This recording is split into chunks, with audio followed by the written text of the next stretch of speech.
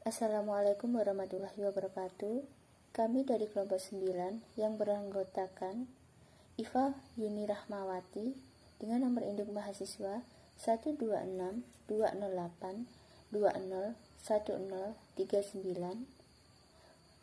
dan yang kedua Farida Nurjana dengan nomor induk mahasiswa 126-208-202083, dan Ratri Mukti dengan nomor induk mahasiswa 126-208-203105 yang akan mempresentasikan hasil diskusi kami tentang strategi pembelajaran berbasis laboratorium.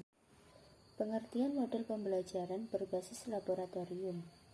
Model pembelajaran berbasis laboratorium merupakan model pembelajaran yang memungkinkan peserta didik dapat mempraktekkan secara empiris kemampuan kognitif, afektif, dan psikomotorik dengan menggunakan sarana laboratorium. Laboratorium sendiri adalah tempat kerja atau praktek untuk melakukan percobaan atau eksperimen yang dapat berupa tempat real atau maya. Secara teoritis, temuan ini didukung oleh Kant. Pembelajaran inquiry laboratorium berlandaskan pada hakikat sains, di mana proses pembelajaran menitik beratkan pada dua aspek, yaitu sains sebagai proses dan sains sebagai produk. Model pembelajaran inquiry laboratorium mendefinisikan belajar adalah suatu proses aktif siswa dalam diskusi, mempertanyakan, dan penyelidikan ilmiah sehingga pelajaran berpusat pada siswa, bukannya berpusat pada guru. Menurut Lawson, dalam Wiyanto tahun 2006, kegiatan dalam pembelajaran inquiry laboratorium akan memungkinkan siswa untuk mengeksplorasi gejala dan merumuskan masalah, merumuskan hipotesis, mendesain dan melaksanakan cara pengujian hipotesis, mengorganisasikan dan menganalisis data, serta menarik kesimpulan dan mengkomunikasikannya. Kegiatan laboratorium dalam model inquiry ini diselenggarakan terintegrasi dengan pembelajaran di kelas, sehingga fakta-fakta yang teramati di laboratorium dapat secara langsung digunakan dalam membangun dan mengembangkan konsep-konsep dan prinsip-prinsip. Konsep-konsep dan hukum-hukum yang telah dibangun akan menjadi lebih mudah dan lama diingat oleh siswa. Pendapat tersebut didukung oleh Henry Fayol, yaitu seorang ahli manajemen yang menyatakan bahwa pengelolaan hendaknya dijalankan berkaitan dengan unsur atau fungsi-fungsi manajemen, yaitu perencanaan, pengorganisasian, pemberian komando, pengkoordinasian, pengendalian, dengan akronim yang dikenal dengan POCCC.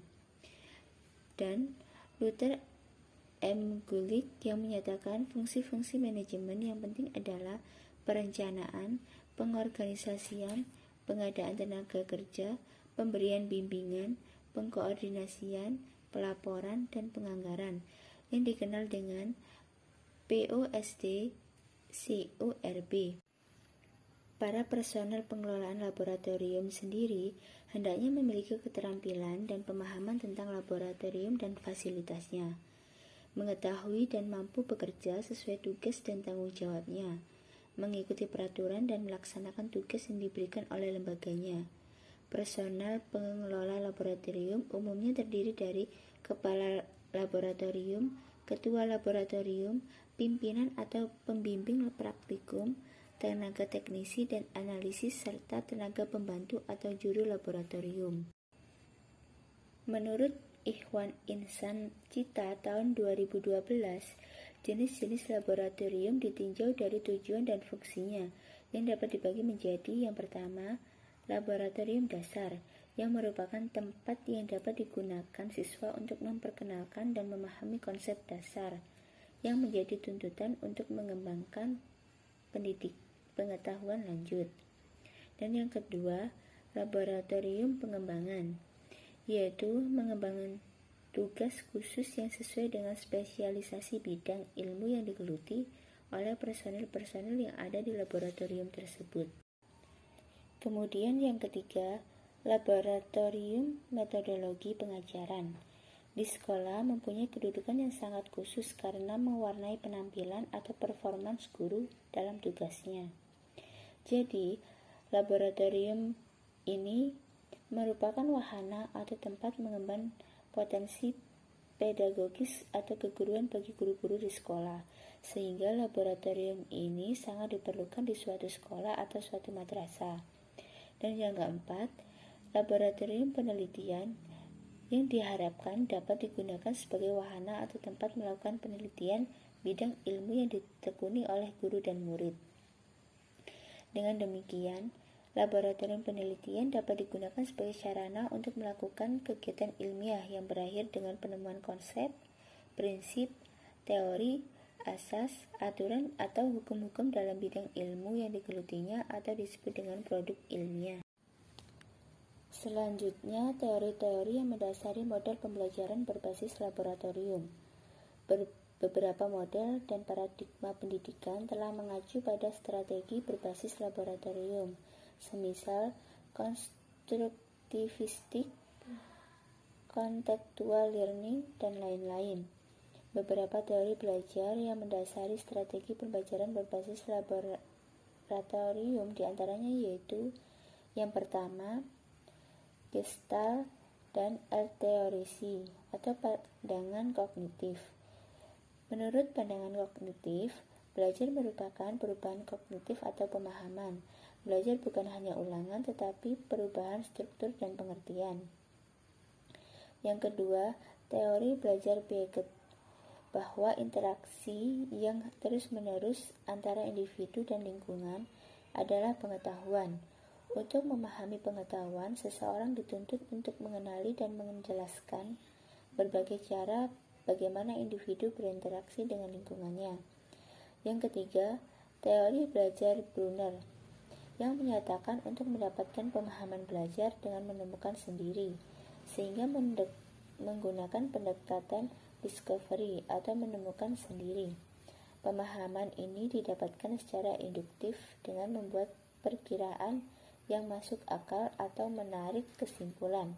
Selanjutnya, saya akan menjelaskan mengenai desain model pembelajaran berbasis laboratorium. Untuk memulai desain model pembelajaran laboratorium, harus dimulai dari awal. Dan yang perlu diperhatikan adalah yang pertama, analisis apakah yang harus dilakukan. Yang kedua, peralatan apa yang dibutuhkan. Yang ketiga, seperti apa layoutnya. Dan yang keempat, mengatur ruangan compatibility antara suatu analisis dengan analisis lain. Apabila laboratorium sudah terakreditasi, maka sudah ada dalam bentuk SOP operasional dan HAS manual. SOP operasional adalah prosedur mengenai bagaimana dalam menjalankan laboratorium, setiap aktivitas dan analisis yang terjadi di laboratorium harus berdasarkan JSA, Job Safety atau Hazard Analysis, yang dipahami oleh semua personal yang ada di laboratorium tersebut. Adalah analisa potensi-potensi bahaya yang kemungkinan terjadi ketika aktivitas di dalam laboratorium. Sedangkan HAS Manual adalah uraian tentang poin-poin yang ada di laboratorium. Selanjutnya, sintaks model pembelajaran berbasis laboratorium. Yang pertama, guru. Seorang guru harus kreatif dan berkompeten. Kreatif apabila alat dan bahan tidak memadai sehingga bisa memanfaatkan alat sederhana, dan berkompeten apabila sebelum mengajarkan kepada siswa mengenai keterampilan, guru harus lebih mahir dengan hal-hal yang berkaitan dengan keterampilan. Selain itu, guru juga harus memberikan arahan kepada siswanya agar kegiatan praktikum bisa berjalan dengan lancar. Kemudian yang kedua adalah siswa. Siswa juga harus memahami aspek yang akan dilakukan ketika kegiatan praktikum berlangsung, seperti halnya keterampilan dalam mengamati objek, menafsirkan dan mengolah data, serta menarik kesimpulan yang sesuai dengan tujuan praktikum. Kemudian yang ketiga adalah materi pembelajaran. Materi yang disajikan untuk pembelajaran berbasis laboratorium adalah materi-materi yang bisa dipraktikumkan. Keempat adalah media pembelajaran. Media dalam pembelajaran berbasis laboratorium adalah alat-alat praktikum yang akan digunakan dalam praktikum. Selain laboratorium fisik, juga bisa menggunakan virtual laboratorium yang penggunaannya hemat waktu dan tempat. Di sini saya akan menjelaskan mengenai materi yang berjudul Implementasi Pembelajaran Berbasis Laboratorium pada mata pelajaran biologi. Di sini saya akan sedikit menjelaskan mengenai pengertian laboratorium. Laboratorium merupakan salah satu tempat untuk melakukan penelitian ilmiah, bereksperimen, dan digunakan untuk mengukur atau pelatihan ilmiah lainnya. Pembelajaran biologi bisa dilakukan secara teori maupun secara praktik. Namun, kebanyakan pelajar lebih menyukai pembelajaran biologi dengan berbasis laboratorium karena dinilai lebih menyenangkan dan mereka dapat praktik di laboratorium tersebut. Menurut Akin Bobola dan Afolabi, keterampilan proses sains dapat dikembangkan melalui latihan seperti yang dilakukan dalam kegiatan praktikum ilmiah di laboratorium. Dengan adanya pembelajaran biologi yang berbasis laboratorium, dapat mendorong siswa untuk lebih aktif lagi di dalam kelas. Jadi siswa tidak bosan hanya dalam kelas saja. Berikut adalah contoh implementasi pembelajaran berbasis laboratorium pada mata pelajaran biologi, yaitu mengamati sel prokariotik dan eukariotik.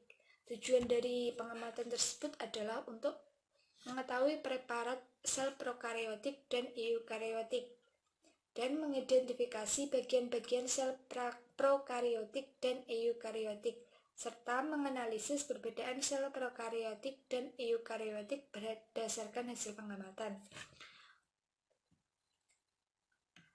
Selanjutnya adalah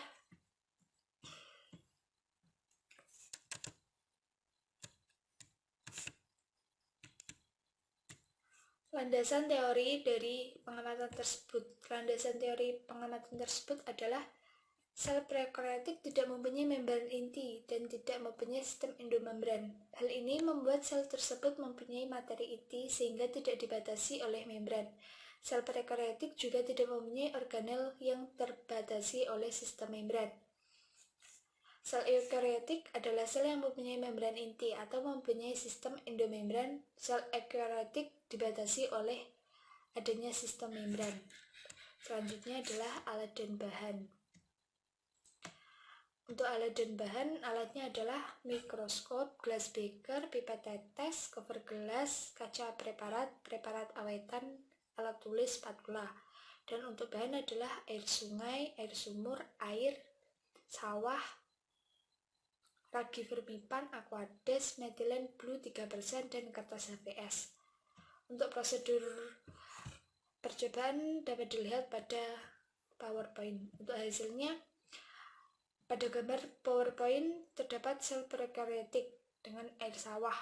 Keterangannya dengan mikroorganisme euglena. Bentuknya memanjang dengan ciri-ciri terdiri dari stigma, vakuola, kontraktil, flagella berbesaran 10 kali 0,22.